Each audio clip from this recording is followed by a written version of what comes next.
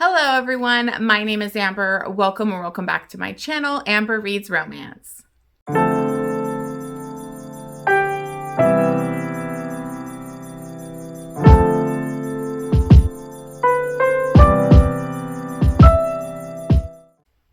Today I'm going to be going over my end of the month wrap up for September. Also just some of my stats of books, what the amount of books I've read and what I gave them. This month, the last half of this month didn't go as well as I thought. It's been pretty crazy. I ended up kind of being out of commission for like 5 or 6 days from one of the worst migraines I've had in a really long time. So I wasn't at work. I had a hard time reading. I usually listen to audiobooks every day at work, so that really kind of lowered the amount of books I read. So that was kind of frustrating. And then my 19-year-old son is moving out of state. He's actually going to be moving to Washington. And so it's just been kind of emotional and stressful getting ready for that. I'm doing going away parties and all of that kind of stuff. So it's just been kind of iffy this last half of September, but it's still okay. I had some really good reads this month. So let me just go over my stats real quick, and then we can jump into the books that I read for the last half of September. So I read 26 books, which wasn't that great, but it's okay. I read 1 6-star, which I'll be going over in this wrap up. I read 13 5-stars, 2 4.5 stars, 7 4 stars, 1 3.5 star, and then 2 2 stars. So I think it was a pretty good month. I'm glad I got another 6-star read in. It was amazing. So I can't wait to talk about that one. So I think it went okay. I really want to do better for the month of October. You know, we've got those readathons happening, so I really need to stay on task and get more books read this upcoming month. So let's go ahead and dive right in. The first book that I read was actually a novella by Sara, Cate, and it's Fire and Ash. This is actually in the Spitfire series. I don't know what they call this series. I think it's just 2 books at this point. But the first book I really loved. I think it's Burn for Me. And it was like a student teacher, but the teacher was a woman. And it's her best friend. She was a journalist before she became a teacher. And her best friend also was a journalist. His name is Thomas. Things weren't going well for him, where he didn't get like the raise or the promotion that he was expecting, and he kind of got pretty pissed off about that. So he's becoming a teacher at that school. So he happens to have his car break down, and he calls, to get somebody to come help, and he gets picked up by Pax. He works as, at this garage, and he comes and picks him up, tows him to the place, and Pax is like very hot young man, except he has some severe like scarring on his face that, Thomas noticed right away, but he's not put off by it at all. He's very attracted to him. And then what was crazy was when he goes into like the office, when he gets dropped off there, Pax just literally comes in, locks the door, keeps him turned around, and literally has like kind of like this rough, sexy sex with him. And so he's kind of thrown off like, whoa, and Thomas kind of doesn't have a serious relationship. He's kind of in this like friends with benefits thing, but he feels more for the guy than he did him. So he's kind of strung along. He's like this really sweet man, giving man. So they kind of have this awkward, crazy sex, and he leaves. And then, of course, when he goes to start his class, who happens to be his student, but Pax is really upset because he actually plays sports. He's in the closet. He doesn't want this guy to have anything on him. He's very like in a tough situation. He's like literally homeless. He like sleeps at the garage and everything. And, once Thomas finds out about that, he kind of offers him up to like, why don't you come stay at my place? And they just have this insane chemistry and connection. Like the sex in this was hot. And I really love the growth of Pax because obviously you're going to deal with some triggering things, you know, like homophobia and also being in the closet and being like pressured and how he feels about his sexuality. He grew up living in like foster homes and was badly abused by his own mother. And so, you know, that's how he got these scars. And so he's very self-conscious about his scars. He doesn't really let anybody see him like that.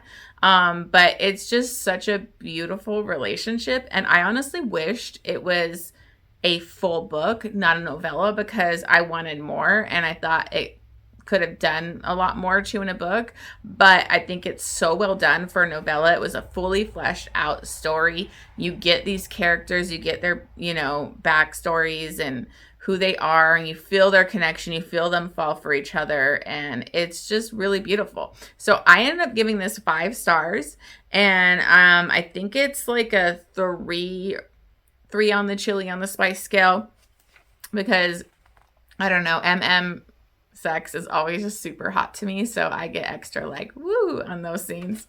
So I loved it. The next book that I read was Rafe by Rebekah Witherspoon. I actually listened to this one on Anyplay, so if you're interested, it's on there. And this was amazing. It was a woman that was really like a really well accomplished. She's very smart. She's a doctor. She's a surgeon at a very young age to be a surgeon. So she's very successful, but she's got kids, and she had split up with her husband or whatever and she moved out of state. And so she's the only one really taking care of these kids. And she comes home one day to find them by themselves. And the nanny just basically left a note about quitting and that she couldn't do it anymore. And she didn't even notify her, which is freaking insane. So she's very stressed out. She needs a nanny like fast. And one of her friends happens to know Rafe, and that he was actually a live-in nanny for a long time with this family. He's really good with kids. He's been doing it for years. But they ended up moving, I think, to Australia, but he didn't really want to move.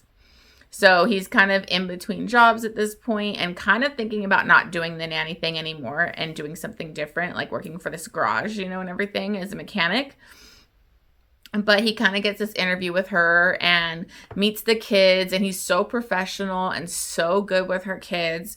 But she's like, he's freaking hot. He's like, rides a motorcycle, he's tatted, he's like sexy. And he is immediately attracted to her.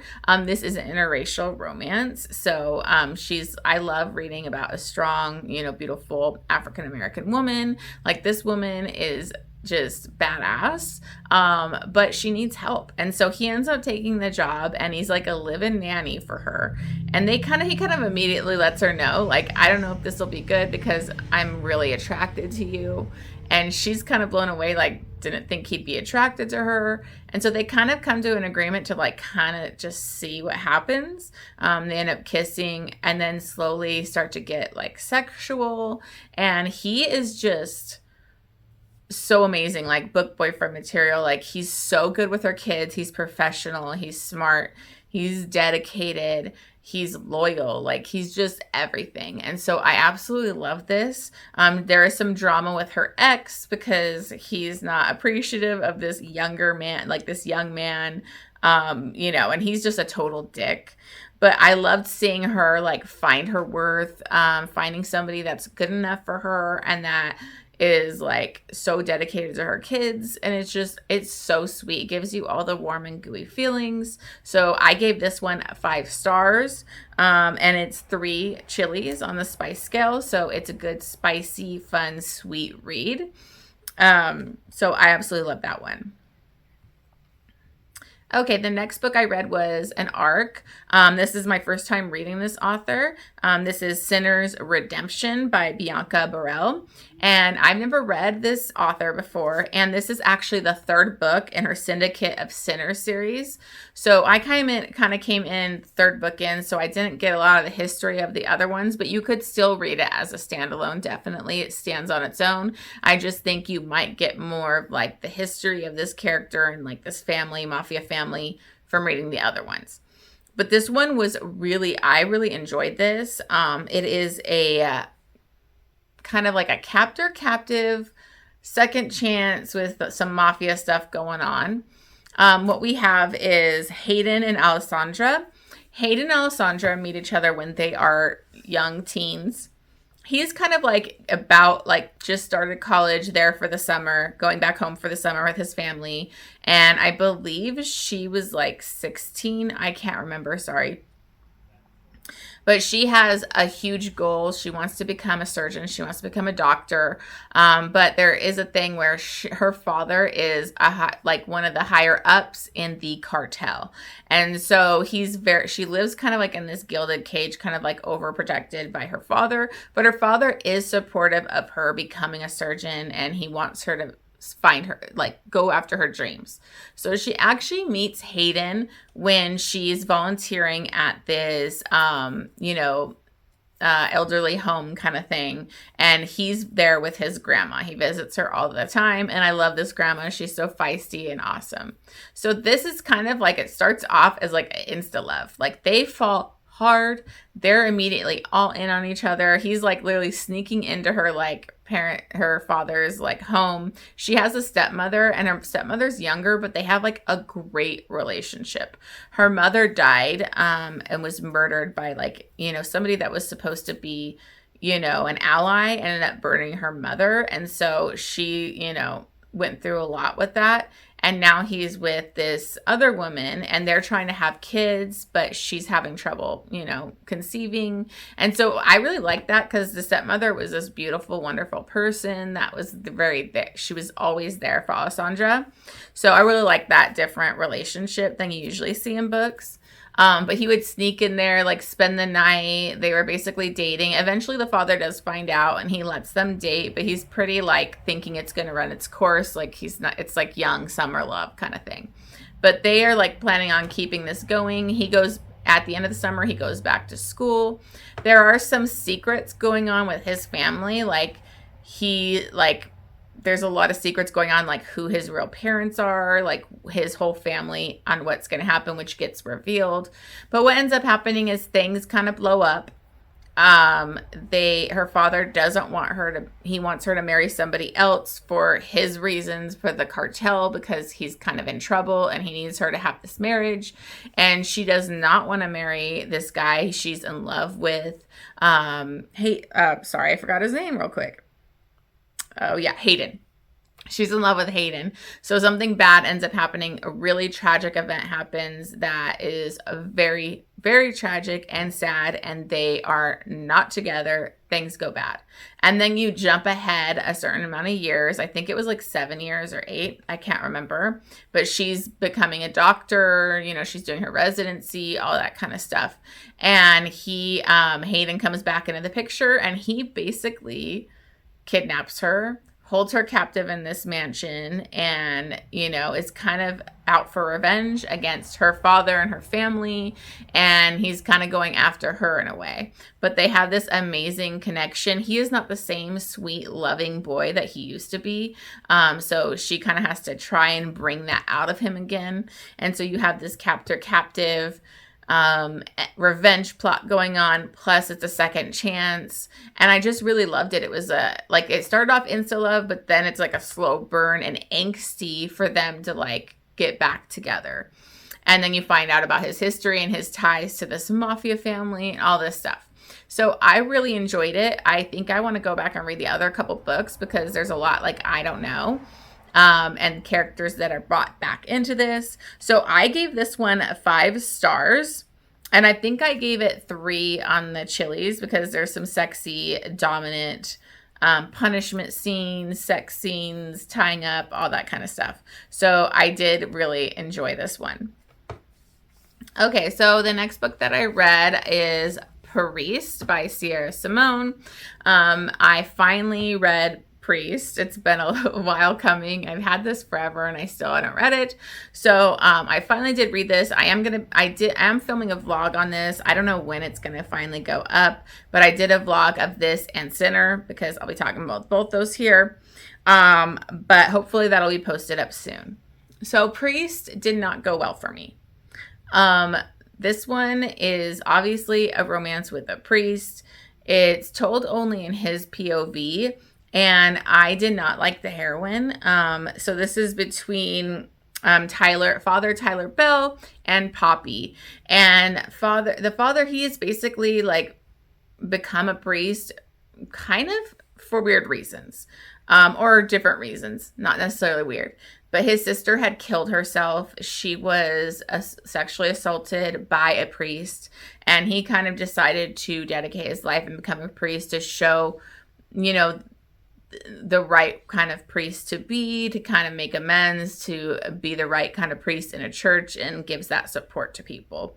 So he becomes a priest, and he ends up getting this woman come into his confession, and she's not really religious. She just kind of comes in wanting to do this confession, feeling guilty about things that she's done, and he's immediately attracted to her voice and turned on by her, and then he sees her and he's super into her.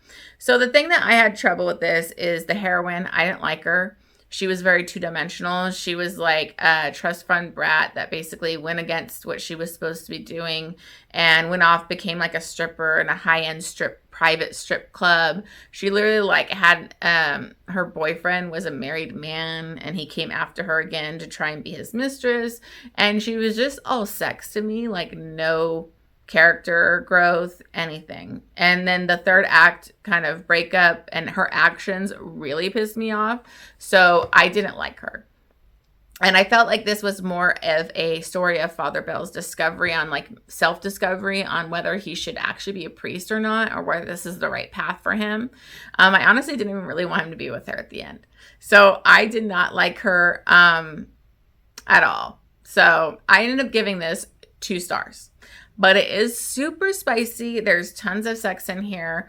I gave it 4 chilies on the spice scale. You're going to have lots of inappropriate, like taboo sex scenes where it's like in the church, over the altar. You're using like the sacred oils or whatever for butt play. I mean, there's just about anything you can think of, it's going to be in here. So it definitely has a lot of smut, but I felt like it was very surface level, and I did not care about these two being together. So gave it 2 stars. Okay, so then I read Binding 13, and I was really nervous for this one. Probably going to be doing a vlog for this one as well. But it's very, very hyped on Instagram, on YouTube, everywhere I see it hyped. And so I'm always nervous to read a hype book. And these are thicker books. So I was pretty kind of overwhelmed by it, of starting it. But I did get to listen to this one on audiobook, so that definitely helped me. It is available on AnyPlay. It's the first book in the Boys of Tommen series. I'm sure you've seen this. I'm sure you've heard of it. But I actually really loved this. It is between Johnny and Shannon. Johnny is a star rugby player. Takes place in Ireland. And he is very stressed. A lot of, stakes for his game because he's going to the school, but he's also trying to get to the academy level of pro rugby. And so he's got a lot of pressure on him to, perform at his best level. And he had a pretty bad groin injury where he had to get surgery. And it really hasn't healed properly, but he's still playing with it all messed up. He can't even jerk off because one time he did, it was made him pass out in pain, have to go to the hospital. So he's definitely not sexually active right now, and he's playing and constantly in pain and pushing himself. And his life is all about rugby, so he never really wanted a relationship. It's like he's 100% focused on rugby. Now, this does take place in like a school. They're like high school level students, but they seem older. So it doesn't feel like as young adult as it should. Honestly, I felt like they sound like they were in college level. But you have him, he's like 17.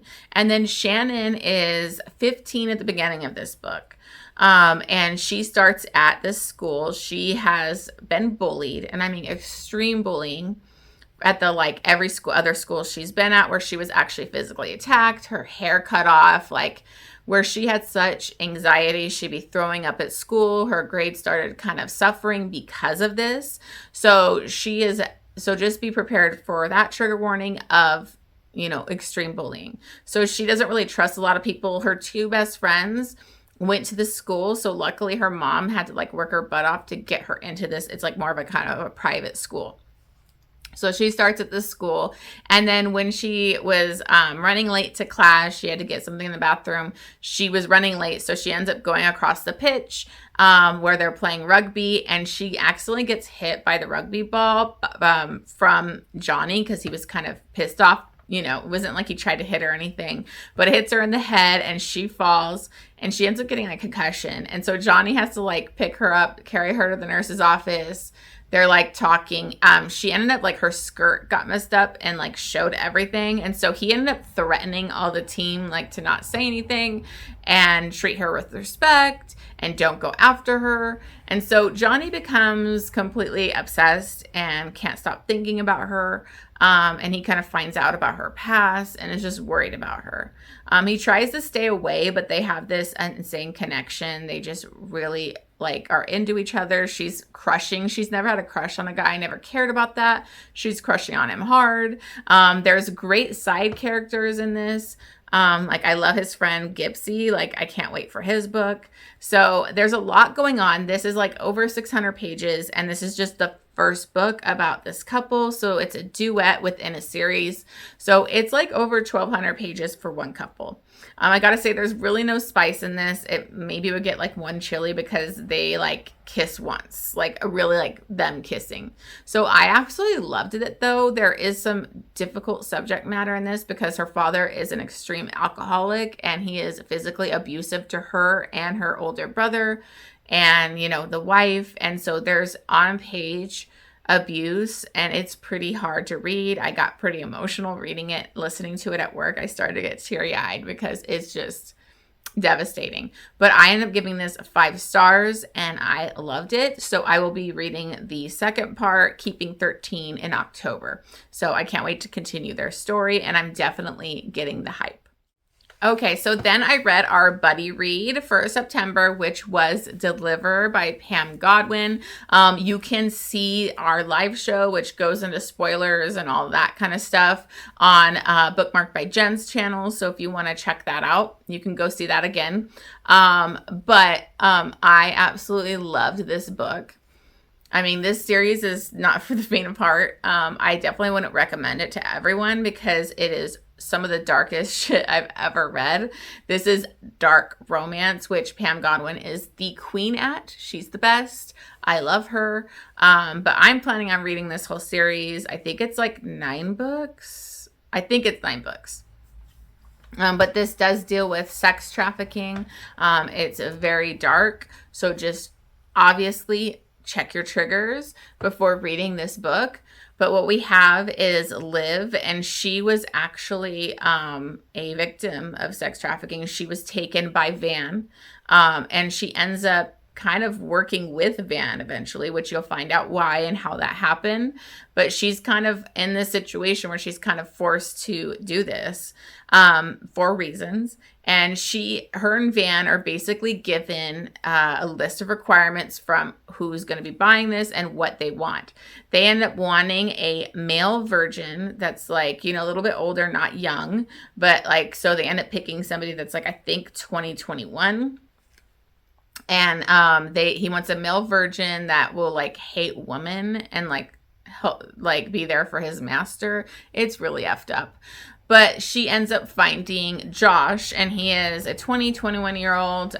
He's a star like football player, and he like is eventually gonna join the church and stuff. So he is a virgin. So it's a lot harder for her to find this requirements.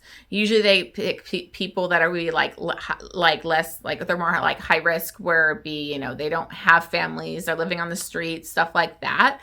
And so she would usually go for those, but it's pretty hard to find a male virgin, in those kind of situations. So they end up kidnapping him, and she has to basically mold him into the perfect slave. And so I think they were doing I can't remember how many weeks, but it's weeks worth of like torture and, trying to groom them and mold them into the perfect sex slave.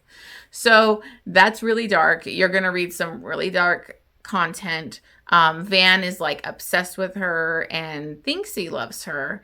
He's a messed up person too. So it's an interesting combo of those two. But Liv starts to fall for Josh, and they have this amazing, beautiful connection. I will say this is extremely dark, but it's beautiful. It's crazy to say that, but it has these moments of hope. And I feel like the series is just going to keep growing. There's a big twist and big reveals, and it's just so well done. The writing is beautiful. I was highlighting the crap out of this book. I love Pam Godwin. She's one of my favorite authors. So I would recommend it if you could handle dark romance and if you're okay with sex trafficking and all that, because there is some definite, rape and stuff and bad grooming and horrible things that are happening in this book. So I gave it 5 stars. I believe it's like a 4 on the Chili's. I can't remember when I gave that one, but it was so good. It was so good. I'm definitely reading Vanquish in October, and I can't wait to read that book. Okay, the next book that I read is The Rycke, and I think I called it The Rycke, but I think it's The Reek. When they actually said it in the book, they explained how to say it, but okay, so we'll call it The Reek, and that's by Mayne. This is book number 3 in her Monsters series, which I loved. Soul Eater. I really loved Eden. Soul Eater is my favorite so far, but this one is The Reek, and it is between Ghost and Ari, who is the Reek. And you've heard about the Reek in previous books because he's supposed to be like the most dangerous monster. Like other monsters are scared of him. He was also held in that government facility that Soul Eater was in. And Soul Eater ended up freeing everybody and opening everything up. But he wouldn't even go in his cage to fully unchain him or whatever because he was scared of him. So, and that's the Soul Eater, who's one of the worst and baddest monsters. So we have Ghost, and he actually lives out in the wastes, in these camps.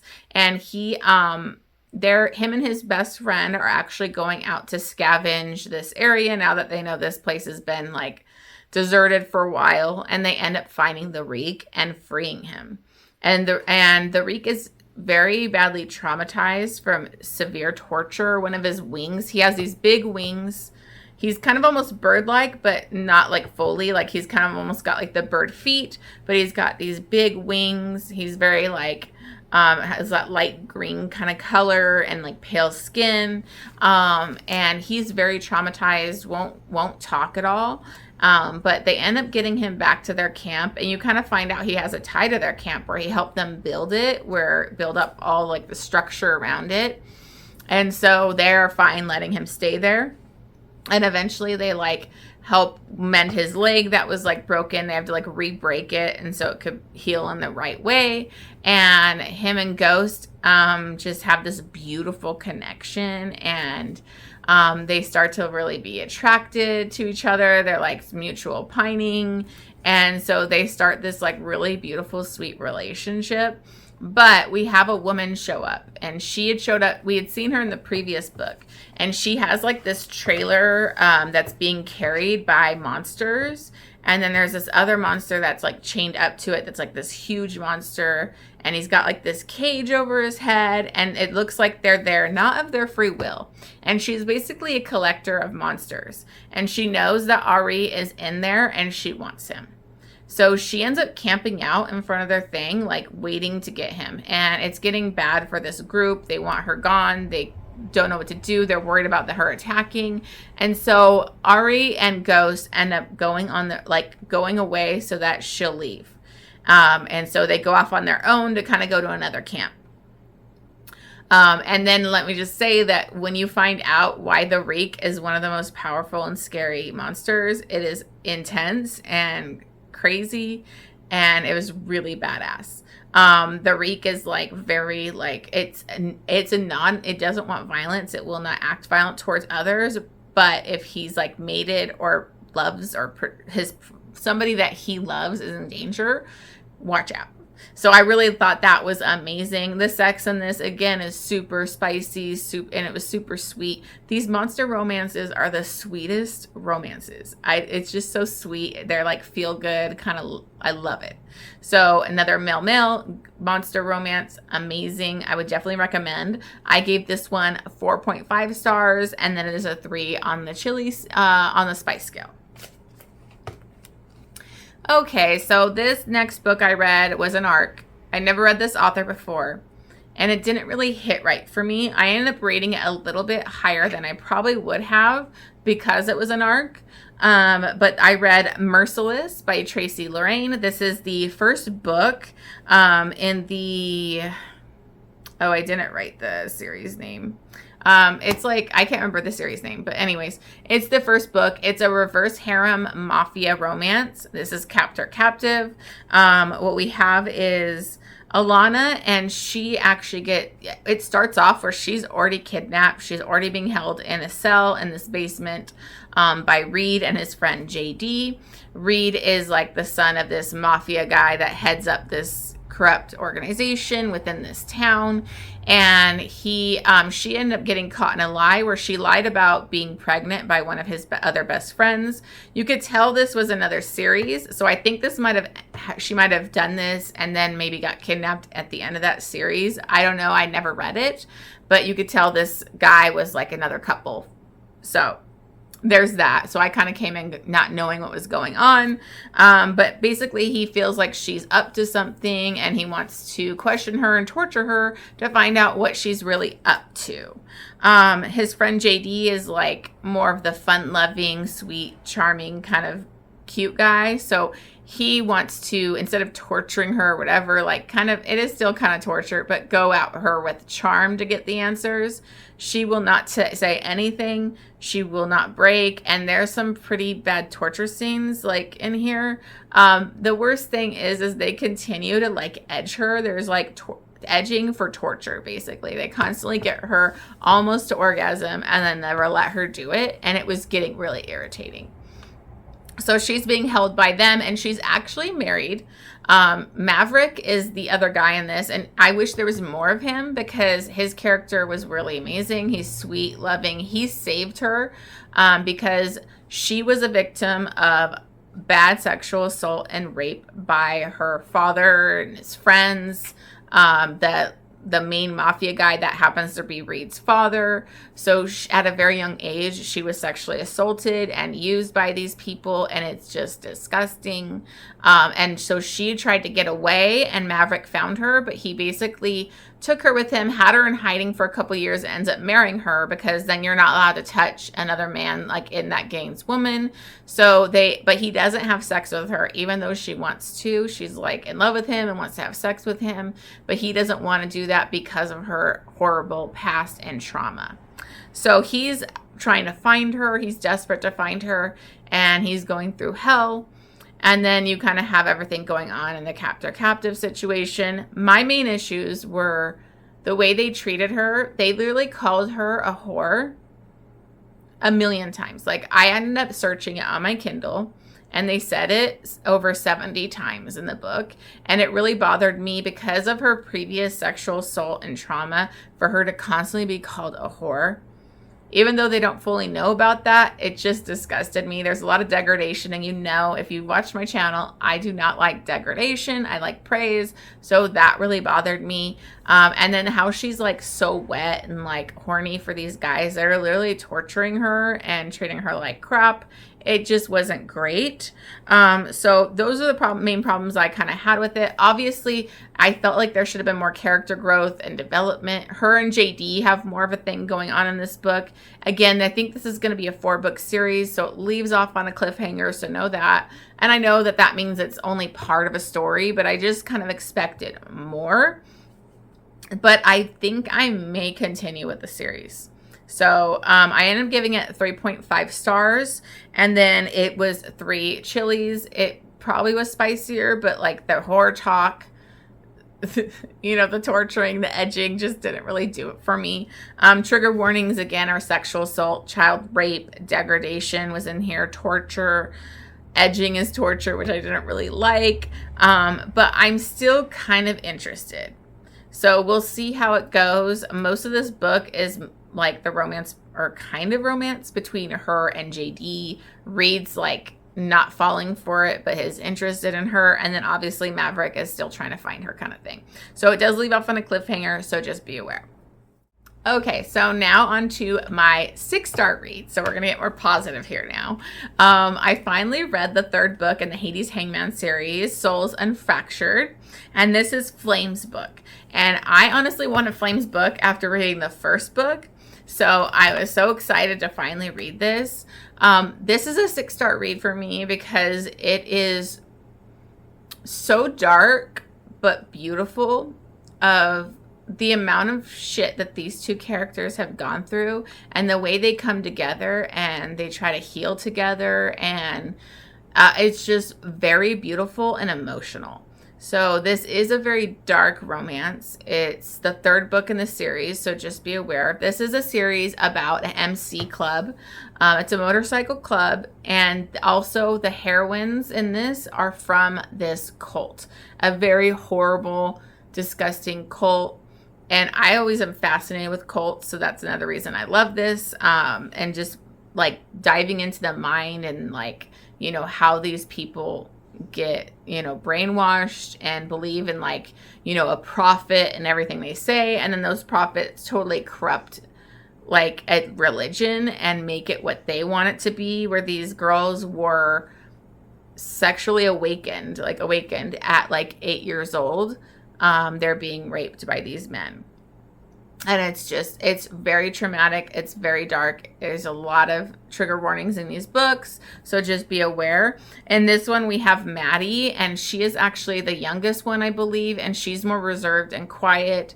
In the 1st book, the heroine that like escaped, after she escaped in that book, Maddie basically got raped repeatedly by multiple of the men now instead of just the one.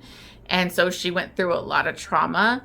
When they actually free them at the end of the 1st book, and when she finds out that her guy that like tortured her and raped her at a young age, she finds out he's dead and that Flame killed him.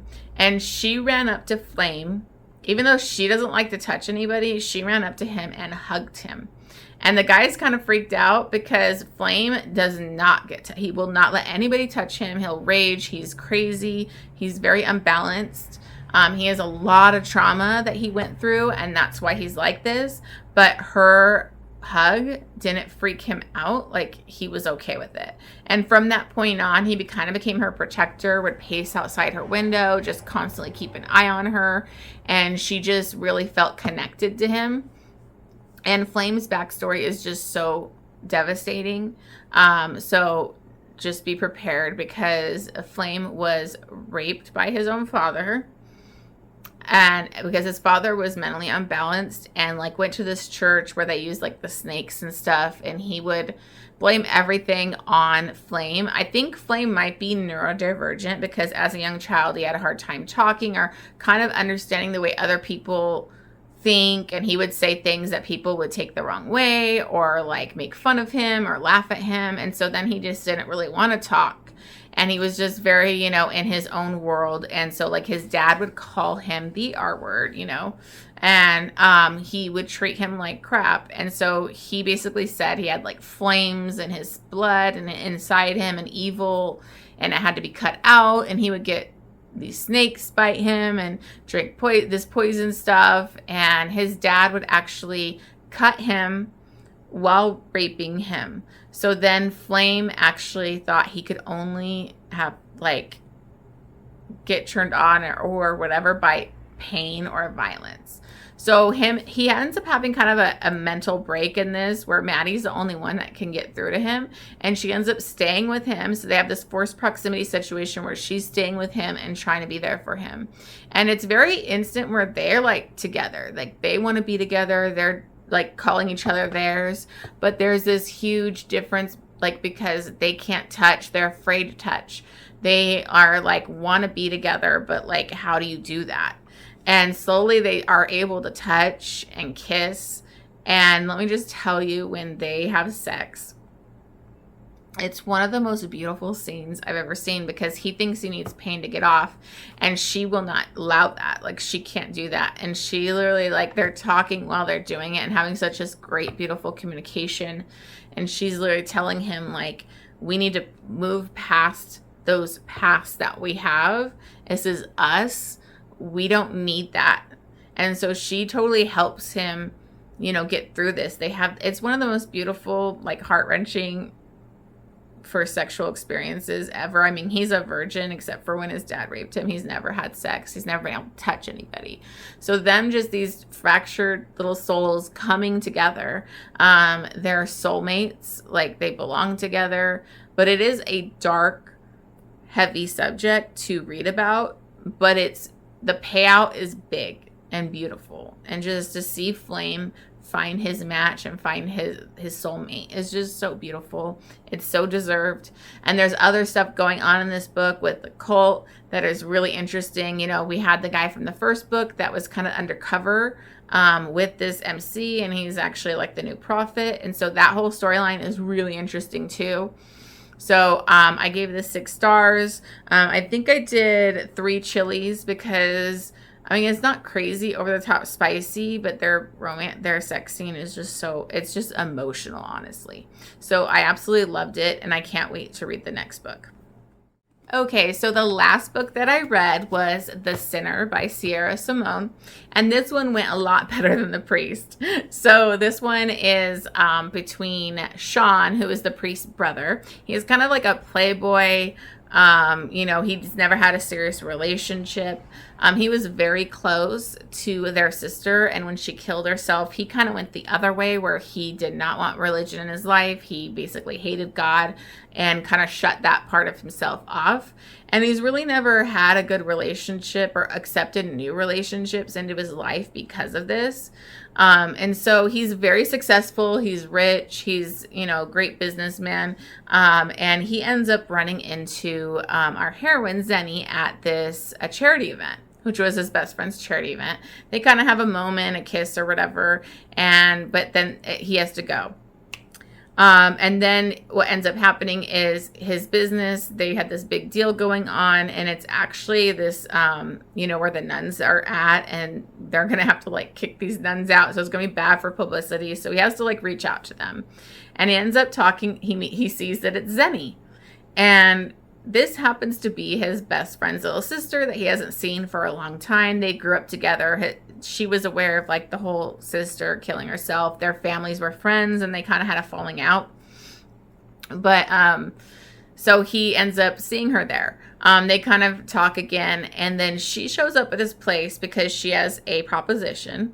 She's about to become a nun. She's got a month before she has to say her vows, but her mentor there, like, basically is kind of telling her, you need to experience life, sex or temptation before you make this kind of commitment, because you've never really been tempted before. You need to make sure it's the right thing. So she kind of goes to Sean because he's somebody she trusts, and she always had like a crush on him, and she'd think he would be the perfect for her to have sex with, to experience these things. And so he eventually does agree to it, and he asks her to stay with him too, so they can experience actually like being in a relationship and dating. And then he slowly shows her like sex and everything. And so it's like definitely he falls first. He's falling hard for her, but she's gonna be a nun. So how is that gonna work? So I really did enjoy this. I loved Zenny. It's an interracial relationship too. She's just this beautiful, strong African-American woman who is like trying to give herself to something so much deeper, and she's just a beautiful, amazing character than the heroine in the first book. So so I really liked it. I loved Sean. He's very sweet and swoon-worthy, even though he was kind of a player before. So I ended up giving this one 4 stars, and then I did give it 4 chilies because again, it's very spicy. We have butt play, we have toys being used, which was great. So there's a lot good, and like some good sexy times in here. I just thought that it dealt with a little bit heavier subject matter in a better way, because Sean's mother is dying of cancer, and that's a very emotional. So trigger warnings for that. A parent dying of cancer. You have mentions of suicide from his sister and everything going on there. So I did enjoy this one a lot more, and I'm interested to continue that series.